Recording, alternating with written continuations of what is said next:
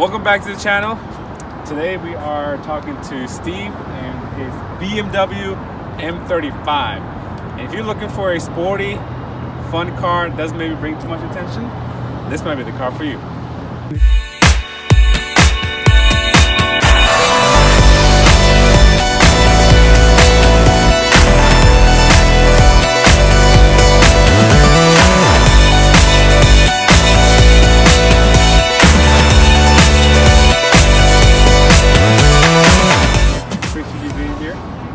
Before we get into the car, maybe you can just share, briefly about your background to car and relationship to cars.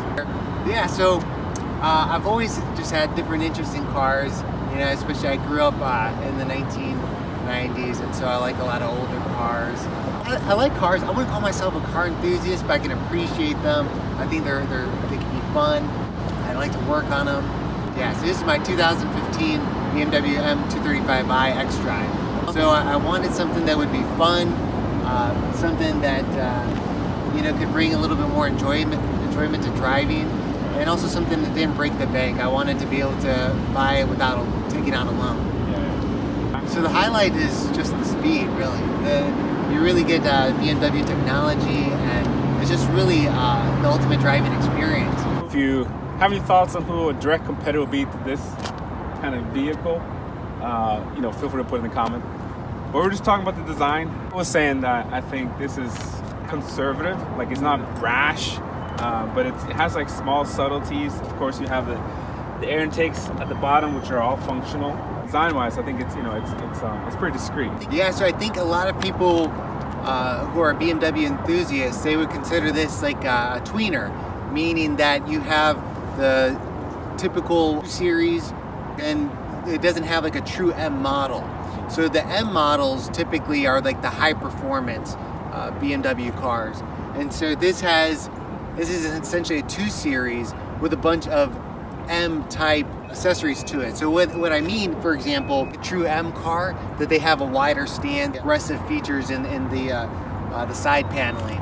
But on here, so it's a 2 series, but kind of like the big changes are, one, you can see in the brakes, you have the M series brakes, which are going to be the bigger calipers.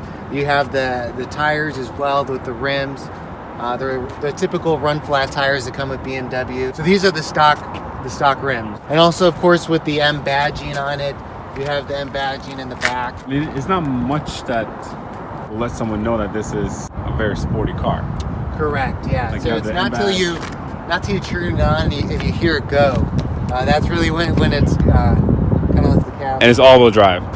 It is all-wheel drive, yeah. The xDrive tells you that it's the all-wheel drive, which does make this model a little bit heavier. It was so nice, I wouldn't do it again. But when you open the hood, you just kind of touch it gently and just kind of, no latch. All right, so here we have the thing that you say kind of makes all the difference, essentially. Right. So this model comes with 320 horsepower stock, and so I just did some tasteful upgrades. I got an air intake and a quick install tuner, both from Berger Motorsports, and so the air intake adds about 10 horsepower. I got the quick install tuner, which you can see down in here, is just some wire harnesses. That adds about 30 to 40 horsepower. So I estimate probably about 350, 360 horsepower at this point. And it's an inline 6. It's a single turbo. Single turbo. Yeah, as soon as I put on the air intake and I had it tuned, which brought up the PSI by about 3 pounds, you can really hear the turbo spool up. Allowed it to breathe so much better. And how's fuel economy? Like you said, average driving. So it's tough to say, because when you drive it on the eco mode or comfort mode, you can probably get into the upper 20s.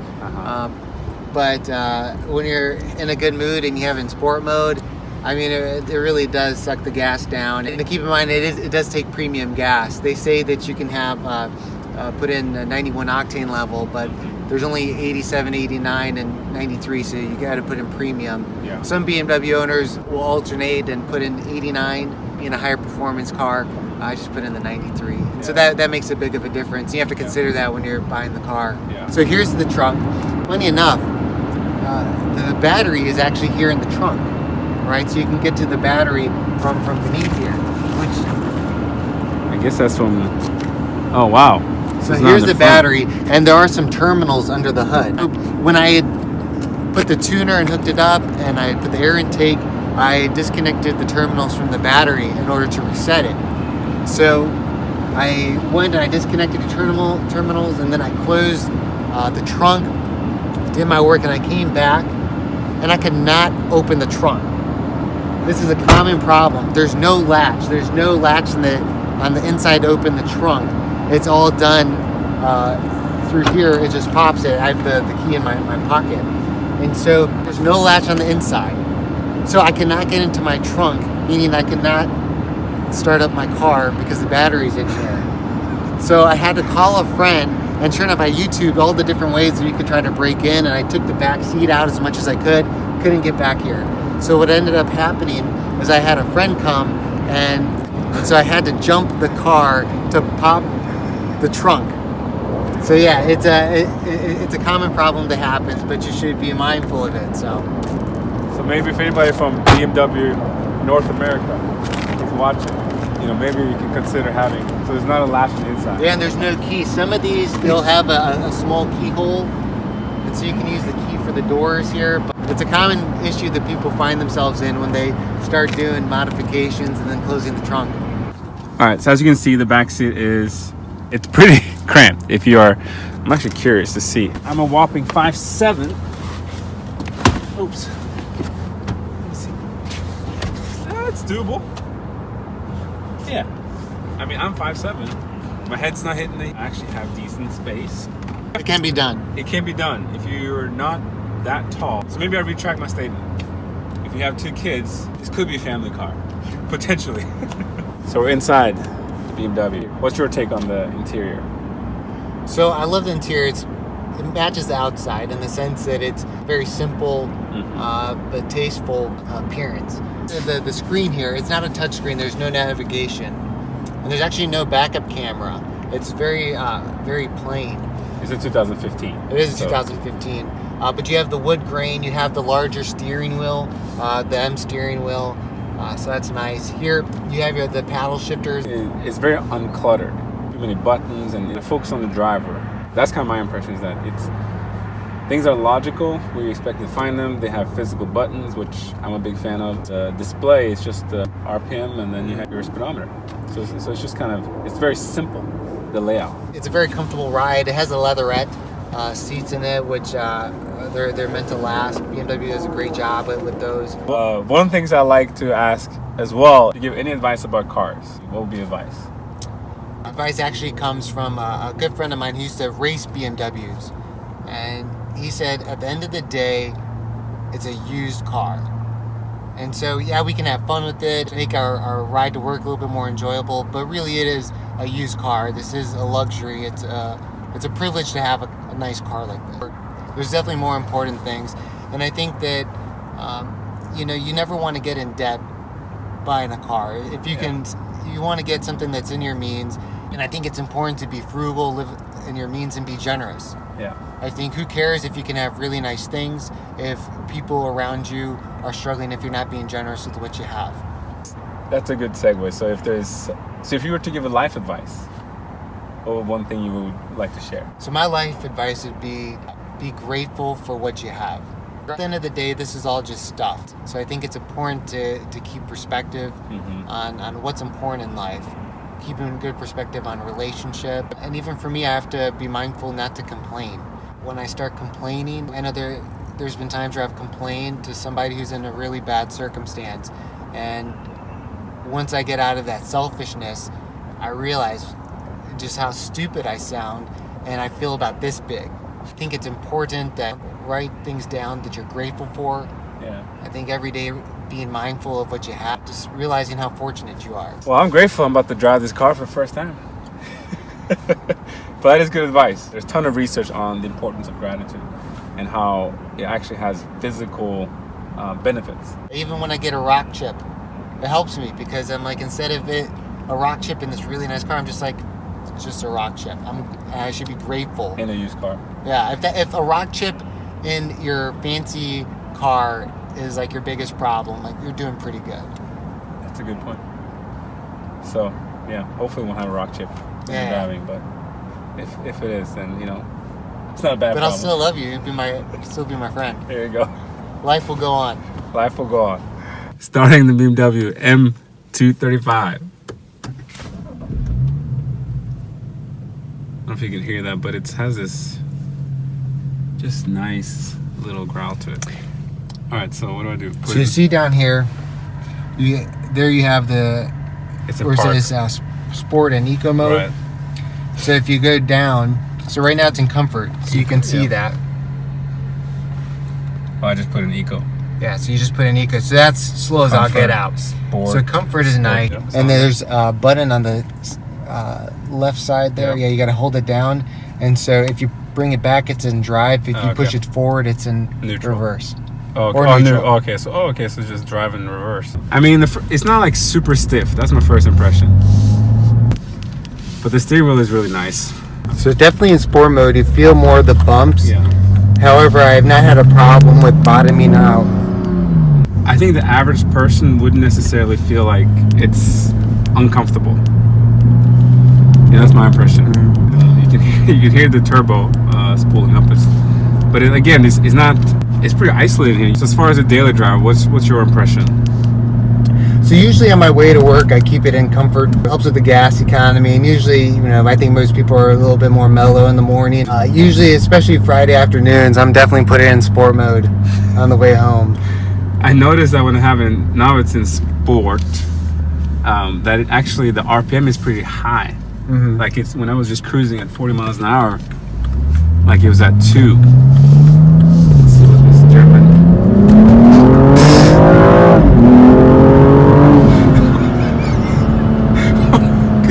So just like that, up to 70. Oh man, that is yeah, it moves. So,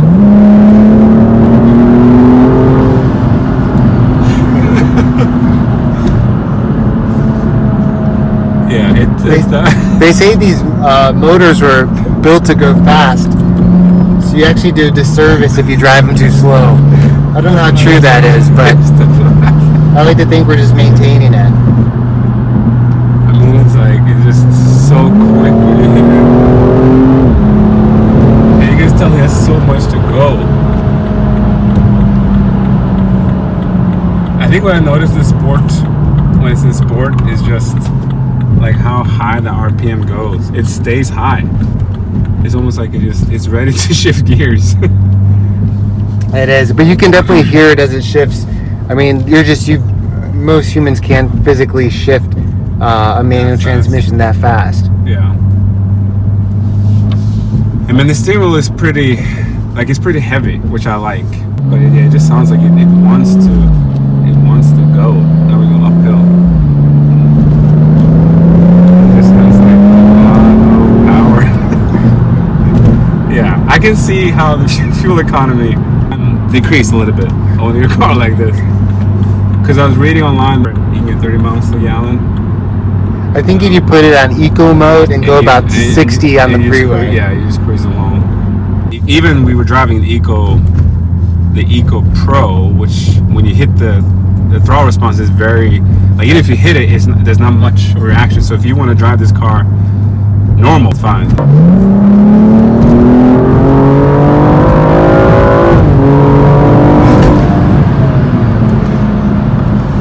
I'm a pretty big fan of a manual, but what you do notice is how quick it shifts, because you cannot shift that quick with a manual. It changes so quick. When you're off the gas, like, it's still in the high RPM. This means it's almost like you're driving, say if you're driving manual and you want to have the high RPM. So now we're going at 60 miles an hour and finally shifted down. So it's almost like the car, when you have the Sport Plus, the car is it's just ready for you to keep accelerating.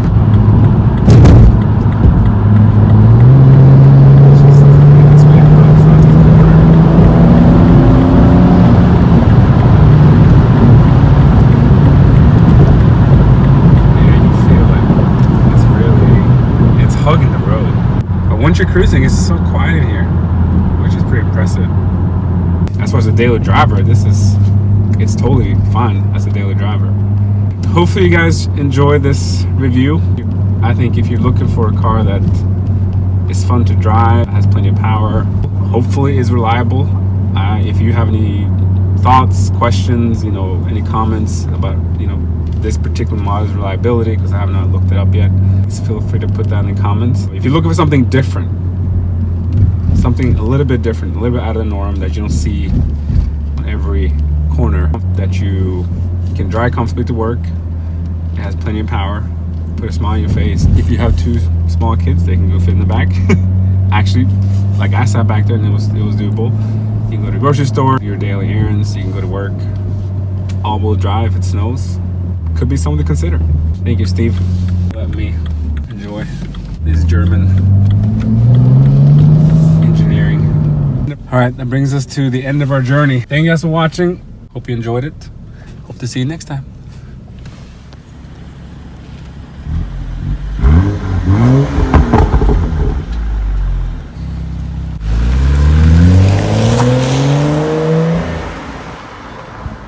Okay, here we go. I just turned it on now. Okay, if you like engine sounds, it just has a nice kind of subtle, deep. So you want to look at I think you want to look at the camera. Maybe do it again, because you're looking at me, not the camera. Oh, that's fine. Yeah, because they know you're there. I think.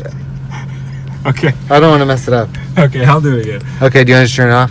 Sure. You just hit it. I could even, go into, but this idea of kind of life advice. Oh, whoa. Get over. All right, so